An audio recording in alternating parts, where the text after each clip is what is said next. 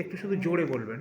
হ্যাঁ, প্রখ্যাত কবি ব্রত চক্রবর্তী, আমাদের হাওড়ার উজ্জ্বল রত্ন, ব্রতবাবুর সঙ্গে দু চার কথা আমরা জেনে নেব।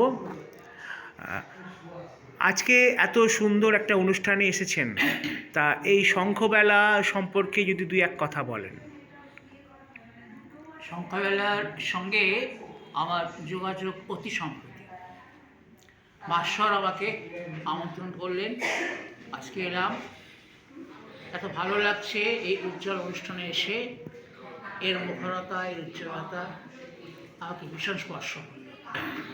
এবারে চলে আসি আমাদের মানে জন্মস্থান হাওড়ার কথায়। হ্যাঁ, চির অবহেলিত আমাদের হাওড়া মা। হ্যাঁ, তা কীরকম দেখছেন? আগে তো হাওড়া একরকম ছিল, এখন হাওড়া একরকম হয়েছে, কীরকম দেখছেন মানে এখনকার? হ্যাঁ, সেই হাওড়া নয়। হ্যাঁ, অসিত বন্দ্যোপাধ্যায় যখন হাওড়া জেলার ইতিহাস লিখছেন, হ্যাঁ, আমাকে বললেন একটা কবিতা দাও। হ্যাঁ, এই শহরের সমস্ত অসঙ্গতি অপূর্ণতা ছাড়া সরিয়ে হ্যাঁ, তুমি একে ভালোবাসো। হুম, হ্যাঁ, আমি বললাম তাই লিখে দেবো, কিন্তু নিজের জেলা তো ভালোবাসাটাই আছে। আগের থেকে নিশ্চয়ই অনেকটা উন্নতির জায়গায় চলে এসেছে।